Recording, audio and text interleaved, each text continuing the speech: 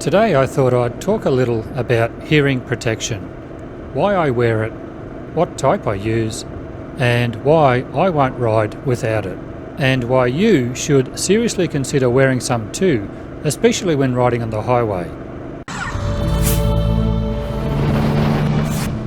So, why did I start wearing hearing protection? Well, I started wearing hearing protection when I started getting tinnitus. If you don't know what tinnitus is, no, it's not a fungal infection between the toes, that's tinea. Tinnitus is the sound of a constant ringing in your ears. It's there 24/7, and once you have it, you can't get rid of it, as it's permanent damage caused to your hearing from long exposure to loud noises. In my case, I believe it's decades of loud wind noise from riding at highway speeds without hearing protection. Don't forget, early model helmets were much louder than offerings available today. So, what does my tinnitus sound like? Well, for me, I have a mix of a few tones, but I'd say around 8,000 Hz is a good example of what I'm hearing, and that sounds like this. I hear that tone non-stop, and it's most noticeable when things get quiet. In some people, the brain learns to adapt and filter out a lot of the frequency. Fortunately, that's me. If I'm busy doing something, I can be completely unaware of the sound, but as soon as I check to see if it's still there, it's instantly back at full volume. It's amazing how adaptable the human brain is. Now you may be thinking, if my hearing is already damaged, what's the point of wearing hearing protection? Well, that's simple. I don't want it to go any further. I want to protect what I have left for as long as possible. So what sort of earplugs do I use?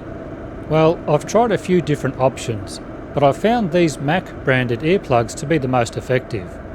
Now, earplugs are not all created equal. They all have different types and consistency of foam material.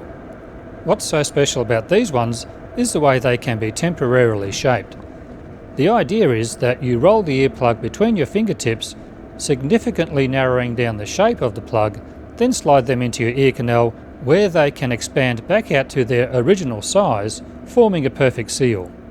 They'll hold their shape for about 10 seconds before they start expanding, and the manufacturer claims about a 32 decibel cut in noise when used correctly, and I have no reason to doubt that. I notice a big cut in noise levels when using them. You can use the same earplugs multiple times, and I only change them once they start looking dirty or waxy. At this point, I should also mention that you need to be careful removing the earplugs, as pulling them out too quickly can, ironically, damage your eardrums. It's no biggie though, you just have to give them a little twist to break the seal before removing. There are larger packs available on Amazon, but this pack contains 5 pairs and is purchased from my local supermarket. That's another good thing.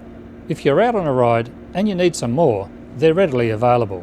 I don't typically wear earplugs around town as the wind noise is lesser at inner city speeds, but I religiously wear them at highway speeds.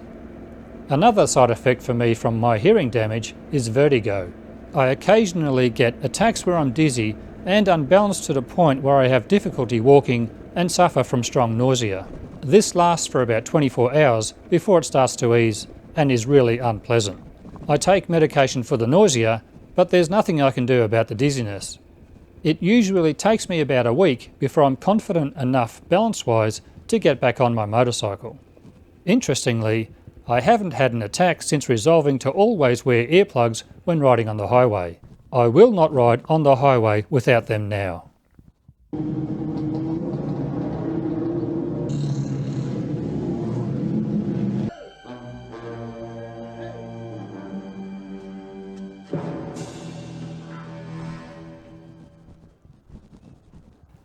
So why am I sharing all this with you?